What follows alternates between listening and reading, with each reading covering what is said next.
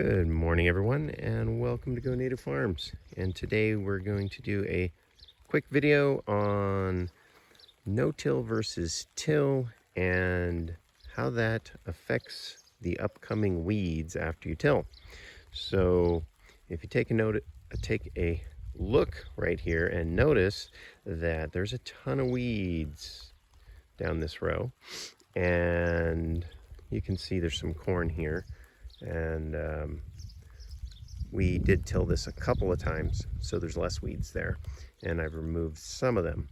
But if you want to have all sorts of weeds in your garden, like you can see here, and you can see over here, tons of tumbleweeds, lamb's quarter, a lot of these are non-native weeds growing in here, then if you till your soil, you're going to get a ton of weeds to come up. So I'm in an area where some of the acreage has never been tilled, which you can see over here. And this area that has never been tilled has very few tumbleweeds and very few lamb's quarter and very few invasive weeds.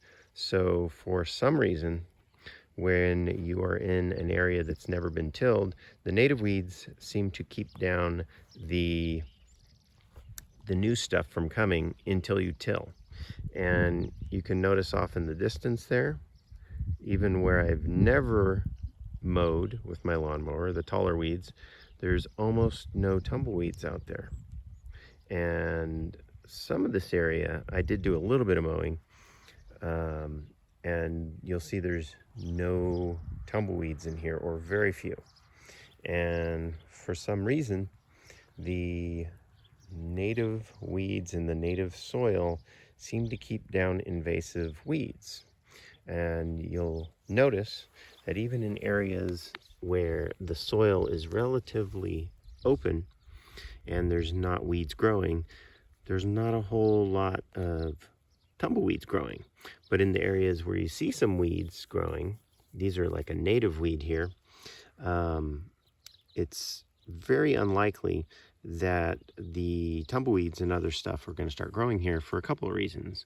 One of them is, if a tumbleweed seed lands right here, then it's going to have a very difficult time getting through that weed mat and establishing roots. It would be more likely that it would establish somewhere over here, even though they haven't. I think that's one of the reasons that tumbleweeds can start to grow, because there's a ton of tumbleweed seeds all throughout the acreage here. And when you till it, I think it also puts the seeds in a position where they can start to grow. It buries them with just a slight amount of earth, and then they seem to take off when you get a little bit of moisture. There are probably some other factors that I'm not aware of that cause invasive weeds to grow more like this after you've tilled. But the moral of the story is, if you want a ton of weeds in your garden, then till the entire area. I did till this entire area to begin with, and I put in manure, and I would not do that again, actually. What I would do is just stick to individual rows where I would till and add my manure.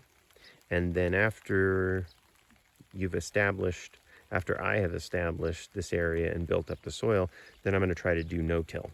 But I would not repeat tilling this entire area because of a couple of reasons. But it was a good waste of manure, especially if I'm not growing anything over here.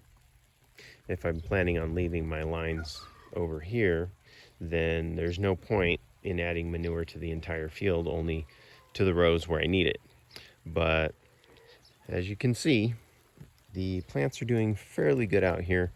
We're in the desert. The soil is not the best, so I did feel it was necessary to add some manure and till that in for the first season or two, just to add some more carbon and some more nitrogen and phosphorus and minerals to the soil.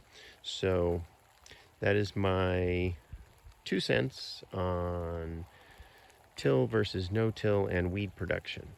I did leave out that there are some benefits to weeds. I feed a lot of these weeds to my chickens, so we don't get a whole lot of green grasses growing in this area throughout the year. So some of the weeds do provide a good food for the chickens, which provide vitamins and minerals and phytochemicals and all sorts of good stuff. I am going to go through here, and I am going to do a little bit of mowing, and then I'm going to mulch some of these weeds, and I'm going to probably put them around the drip line to help add the nutrients to my soil, and then the worms are going to go ahead and break that down and hopefully build up the soil. What was the other thing I was going to mention? That well, there are some benefits to weeds as well, which I'll do another video on, but the weeds can help to establish a microbiome in the soil, and it does seem like a variety of different weeds and plants can help establish a more diverse mycorrhizal fungi and beneficial microbes in the soil. So that, I think, is everything I wanted to cover on the weeds and the tilling, and hopefully the video was able to help you guys a little bit. And if you want a lot of weeds, then do a lot of tilling. All right, thanks for tuning in, and have a great day.